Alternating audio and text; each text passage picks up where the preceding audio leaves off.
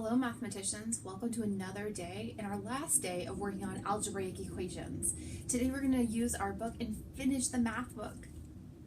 There will still be some more math lessons, but we'll be using a lot of the materials that you have in your school supply package that Miss Crowd and I dropped off at your homes or you met us at school, and some other ones you'll just be like seeing what we upload to the Google Classroom, those materials. But today is the last day of using our math book, so feel good. Okay, so first we're going to do our last math warm-up from the book, which is all about time. Okay, so we're calculating time again. So I made this up, just so you know. Okay, it takes Chase 6 minutes and 30 seconds to run 1 mile. It's very fast.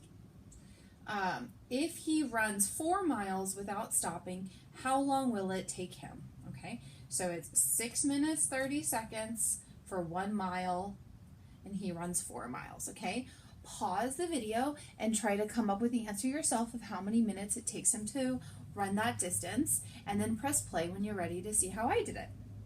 Okay, welcome back. So this is the time to check your answers. I just want to remind you that every time I start doing a problem during the videos and I say, go ahead, try it on your own if you want, when you do press play, it's important that you correct your work to make sure that when you're doing on your own, you actually got what I got too. I just want to make sure that you're using our teaching tools to support you, not just I'm going to do it on my own and not check my answers, okay?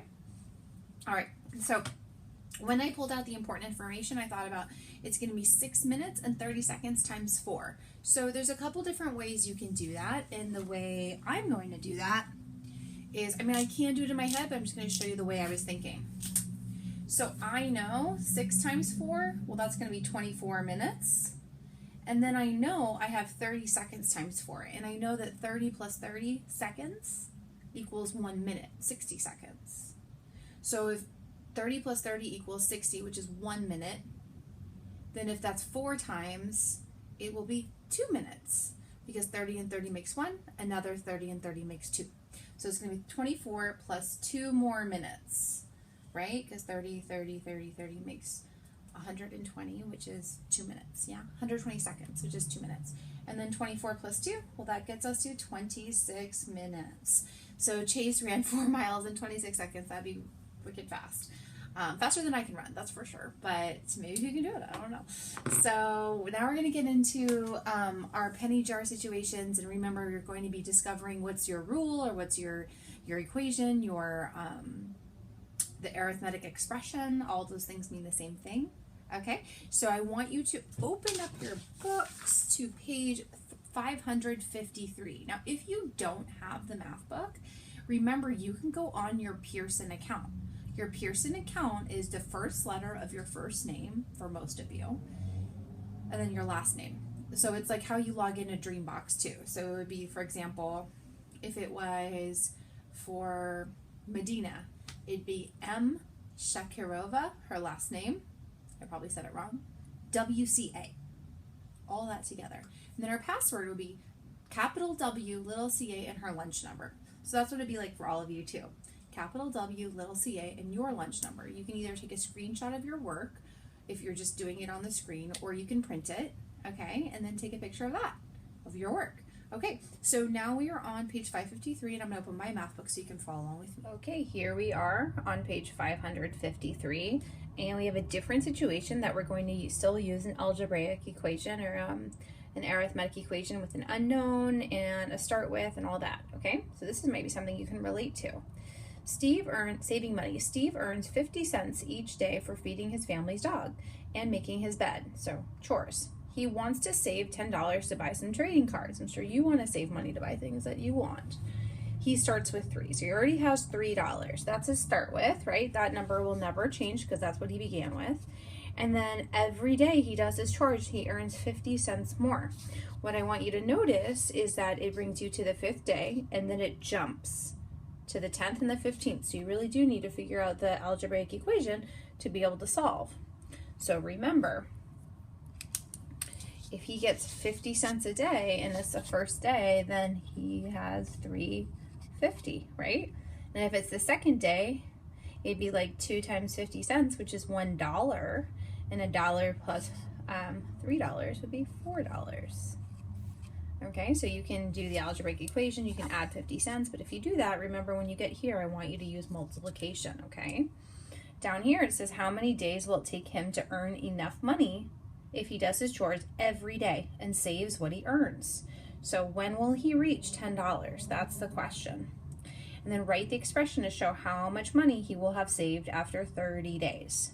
So I know up here, when I'm thinking about my equation, I'm thinking, okay, maybe I'm going to put like M to equal money, like how much money he has. And he started with $3. I'm going to put the decimals because 50 cents is less than a whole. Plus 50 cents times D. You don't have to use the letters I use, but I use D because of days. So for example, for one day, 1 times 50 cents, that'd be 50 cents plus $3 would be $3.50. And that is what we got. So I know that's my algebraic equation for this situation, and then you can help you to do that to find it for 30 days. And it says you need to use the expression. So you need to be able to put like the day's number where it goes and find the answer. So I'm excited to see what you come up with. Okay, so that's this page. And this page is kind of interesting because you're going backwards a little bit. So removing pennies from a penny jar. So here's a penny jar situation. You start with 95 and you're removing 4 pennies each round. So I think to myself, well, when I was adding pennies each round, right, or adding money each round, there's a plus here. What do you think there will be when you're removing it, taking it away? That's right, a takeaway sign. So here, if my start with is 95 pennies, I'm going to write 95 here. And since the unit is just pennies altogether, I don't need to put the dollar sign. So total number of pennies. And then, so I'm going to put P. That's the total number of pennies. And they started with 95. And we'll never change how many you start with, right? But instead of adding, so we're not adding each round, we're subtracting. I'm going to do a takeaway. And I want you to do the same thing. And you're removing 4 pennies each round. So it looks like